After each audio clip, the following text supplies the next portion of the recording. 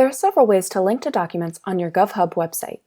In this tutorial, I'll show you two common ways to add a document to many page types through this text editor called the What You See is What You Get field, or WYSIWYG. Let's start with embedding the document. First, you'll click in the WYSIWYG wherever you want the document to go. Then, click the document icon in the toolbar. Because we want to embed the document, we'll select this first option, Embed Document. Now, you can choose a document from the existing library on your website, or upload a new document. To choose an existing document, simply select it from the list, then click Select at the bottom of this modal. To upload a new document, go to the Upload Document tab, locate and select the file from your computer, modify any of this information as needed, like the name or description, make sure to check the Publish checkbox, and click Select. Then, whether you chose an existing document or uploaded a new one, you'll decide how you want this document to align with other content on the page. Select Full Width, Left, or Right Alignment, and click Embed. Now, if I save this page, you can see what that looks like.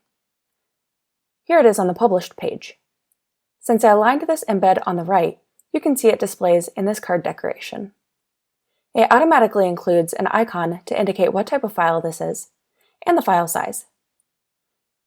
You can also see that the link text and description text are the title and description that I associated with the document entity when I uploaded this file to the site. If you ever change the title or description associated with this document, it will update anywhere that the document is embedded or included in an automatic list. Now let's take a look at adding a document link.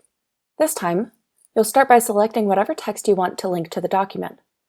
Click the document icon in the toolbar again, but this time, select this second option, Link to Document. Click Add Document. This will look familiar. Again, you'll either choose an existing document from the library, or you'll upload a new document. I'll choose an existing document this time. Click Select, then click Save. Let's save the page again.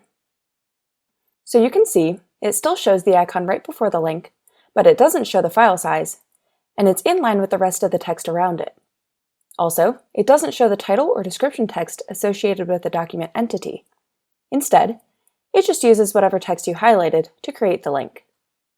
What I've just shown you are only two of the many ways to link to documents on your website. You can read about other options in our knowledge base at digitalservices.georgia.gov/help, or click the link in the description below to read our article about documents. But more often than not, you'll probably get what you need with the WYSIWYG's Embed Document and Link to Document options.